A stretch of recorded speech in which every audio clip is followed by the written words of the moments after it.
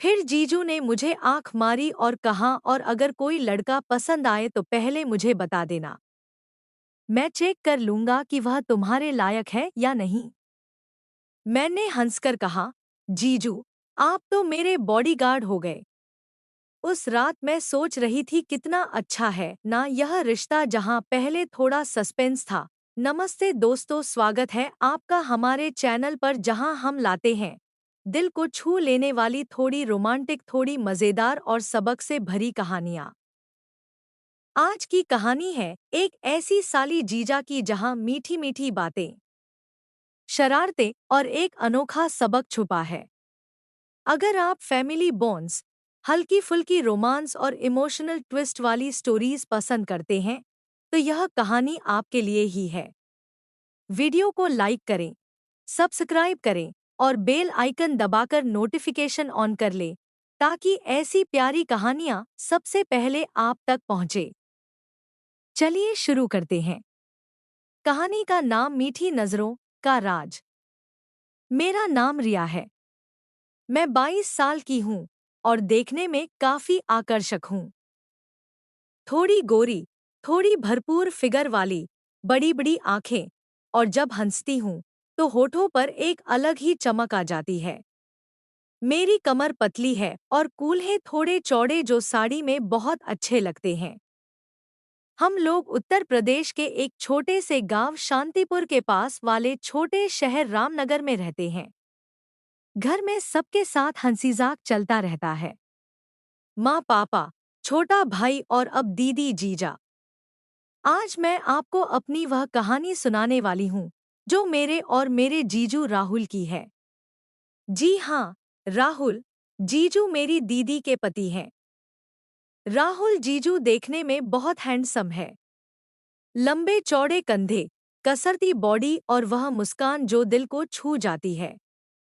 कहानी थोड़ी रोमांटिक है, थोड़ी शरारत भरी, और हाँ, अंत में एक बहुत प्यारा सबक भी है।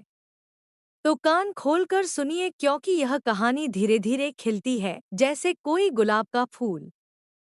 बात उस दिन की है जब दीदी की शादी के बाद पहली बार जीजू हमारे घर शांतिपुर आए थे। शादी को अभी सिर्फ 3 महीने हुए थे। दीदी कुछ दिनों के लिए मायके आई हुई थी। मैं बीए फाइनल ईयर की स्टूडेंट हूँ और घर में सब खुशियां बिखेर रहे थे। शाम को चाय का टाइम था। मैं किचन में चाय बना रही थी। जीजू बाहर पापा से बातें कर रहे थे। अचानक जीजू अंदर आए और बोले, रिया, चाय में थोड़ी ज्यादा चीनी डालना। मुझे बहुत मीठा पसंद है। मैंने मुस्कुराकर कहा, जी जीजू, डाल दूंगी। लेकिन ज्यादा मीठा तो सेहत के लिए अच्छा नहीं होता ना। वह हंसे और बोले, अरे रिया, जीवन में कभी कभी मीठा जरूर खाना चाहिए, तभी स्वाद आता है। उनकी बात में कुछ ऐसा था कि मेरे मन उनकी बात में कुछ ऐसा था कि मेरे मन में हलचल मच गई। क्या यह डबल मीनिंग है? लेकिन मैंने खुद को समझाया, नहीं नहीं, जीजू ऐसे नहीं हो सकते। फिर भी जब मैं चाय लेकर गई तो जीजू की नजरें मेरे जिस्म पर थोड़ी देर रुकी, जैसे कोई राज छुपा हो। रात को डिनर के बाद सब टीवी देख रहे थे। दीदी थक कर सो गई। मैं और जीजू बरामदे में बैठे बातें कर रहे थे। जीजू ने पूछा, रिया, कॉलेज कैसा चल रहा? कोई स्पेशल फ्रेंड है क्या? मैं शर्मा गई और बोली, नहीं जीजू, मैं पढ़ाई पर फोकस करती हूँ। वो बोले, अच्छा है, लेकिन लाइफ में थोड़ा रोमांस भी जरूरी है, वरना सब सुनासना लगता है। उनकी आंखों में चमक थी और वह मेरे करीब आ बैठे। मेरी सांसें तेज हो गई लेकिन मैंने खुद को संभाला। हम बातें करते रहे। जीजू ने बताया कि वह शहर में सॉफ्टवेयर इंजीनियर हैं। मैंने कहा, जीजू, आप इतने स्मार्ट हैं। दीदी बहुत लकी है। वह मुस्कुराए और बोले, तुम भी कम नहीं हो रिया। तुम्हारी स्माइल तो किसी का भी दिल जीत ले। रात गहराती गई, बातें मीठी होती गई। मैं सोच रही थी कहीं ज्यादा तो नहीं हो रहा। लेकिन जीजू ने कभी बाउंड्री नहीं क्रॉस की। अगले दिन सुबह मैं बगीचे में फूलों को पानी दे रही थी। जीजू भी वहां टहल रहे थे। बोले, रिया, यह गुलाब कितने खूबसूरत हैं, लेकिन तुम्हारी तरह नहीं। मैंने हंसकर कहा, जीजू आप भी ना मजाक करते रहते हैं। वो पास आए, एक फूल तोड़ा और मेरे बालों में लगा दिया। उनकी उंगलियां मेरे बालों को छू गई और एक सहन सी दौड़ गई। फिर वो बोले, फूल तुम्हें बहुत सूट करता है, जैसे परिवार की खुशबू। उनकी बातें हमेशा दो मतलब वाली लगती है, एक मीठी दूसरी घरेलू। धीरे धीरे दिन बीतते गए। जीजू रोज कुछ ना कुछ शरारत भरी बातें करते, कभी मेरी कमर पर नजर, कभी हल्का सा स्पर्श, लेकिन कभी लिमिट नहीं पार की। एक दिन पानी का बाल्टी छलका और मेरी साड़ी गीली हो गई। जीजू हंसे, ओह सॉरी रिया, मैं सुखा दूं। मैं चौंक गई, लेकिन वह बोले, मजाक कर रहा हूँ, जाओ बदल लो। एक शाम घर में सब बाहर थे, सिर्फ मैं और जीजू। जीजू बोले, रिया फिल्म देखें। हम सोफे पर बैठे, रोमांटिक फिल्म थी। एक सीन आया तो जीजू बोले, कितना इतना पैशनेट है ना। उनका हाथ मेरे हाथ के पास आया। मैंने उनका हाथ मेरे हाथ के पास आया। मैंने सोचा अब तो कुछ होगा।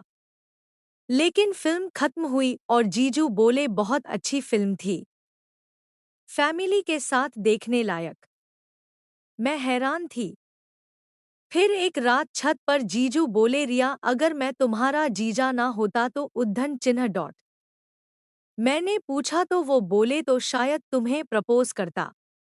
मेरा दिल धड़क गया, लेकिन वो हंसे, मजाक कर रहा हूँ, तुम मेरी साली हो, परिवार हो। अंत में ट्विस्ट आया।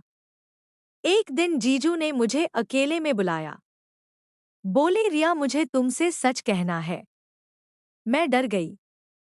वो बोले, मैंने यह सब जानबूझकर किया। तुम्हारी दीदी ने कहा था कि तुम बहुत भोली हो, बाहर दुनिया में लोग फायदा उठा सकते हैं, इसलिए मैंने डबल मीनिंग वाली बातें की, शरारतें की, ताकि तुम सीखो कि ऐसे लोगों को कैसे हैंडल करना है।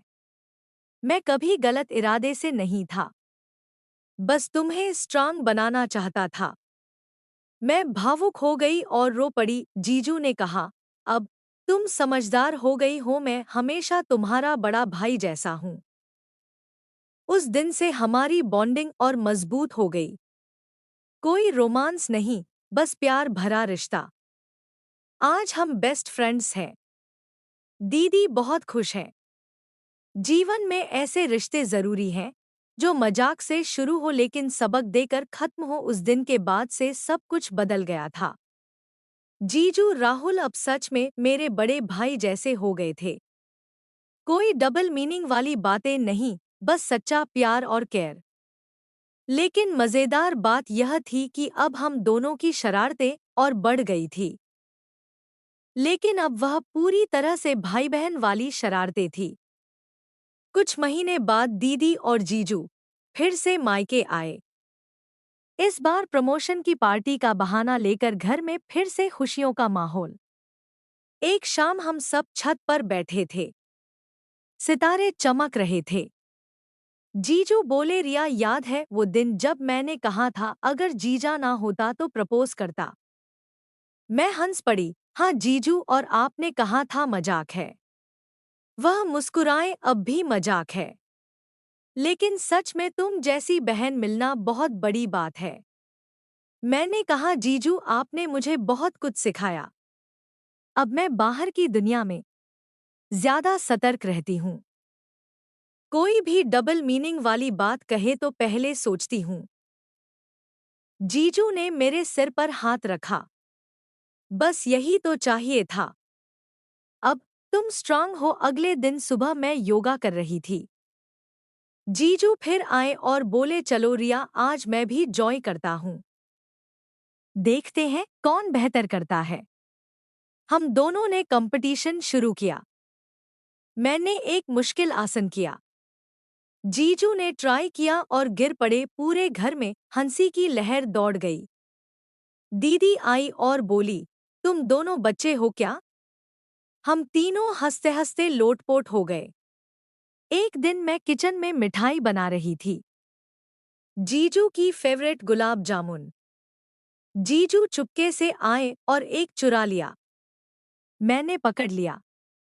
अरे जीजू, अभी तो चाशनी में डूबा है। वह हंसकर बोले, अरे रिया, मीठा तो पहले चखना पड़ता है ना। फिर वह बोले, चलो आज मैं तुम्हें कुछ स्पेशल सिखाता हूँ। उन्होंने मुझे अपनी जॉब की कुछ इंटरेस्टिंग बातें बताई। कैसे प्रोजेक्ट्स हैंडल करते हैं, कैसे टीम वर्क करता है। मैंने कहा, जीजू आप तो मेरे मेंटर जैसे हो गए। वो बोले, हाँ, और तुम मेरी बेस्ट स्टूडेंट। धीरे धीरे हमारी बॉन्डिंग ऐसी हो गई कि घर के सब लोग कहने लगे, यह दोनों तो असली भाई बहन लगते हैं। एक शाम सब बाहर गए थे, सिर्फ मैं, जीजू और दीदी घर पर। दीदी ने कहा, रिया तुम्हारी शादी की बात चल रही है, कोई अच्छा लड़का देखा है? मैं शर्मा गई। जीजू बोले, अरे दीदी, अभी तो रिया पढ़ाई पूरी करे, शादी की जल्दी क्या है? फिर जीजू फिर जीजू ने मुझे आंख मारी और कहा, और अगर कोई लड़का पसंद आए तो पहले मुझे बता देना, मैं चेक कर लूंगा कि वह तुम्हारे लायक है या नहीं। मैंने हंसकर कहा, जीजू आप तो मेरे बॉडीगार्ड हो गए। उस रात मैं सोच रही थी, कितना अच्छा है ना यह रिश्ता, जहां पहले थोड़ा सस्पेंस था अब सिर्फ ट्रस्ट और प्यार है। कुछ दिन बाद एक फैमिली फंक्शन था, सब डांस कर रहे थे। जीजू ने मुझे हाथ पकड़ा और बोले, चलो रिया, आज डांस फ्लो पर तहलका मचाते हैं। हम दोनों ने मिलकर ऐसा डांस किया कि सब तालियां बजाने लगे। दीदी ने कहा, तुम दोनों की जोड़ी तो सबसे बेस्ट है। यहाँ कुछ पल कैद कर लेते हैं। यहाँ रिया और राहुल जीजू के साथ फैमिली डांस की खुशियाँ, और फिर वो मोमेंट जब सब कुछ क्लियर हो गया।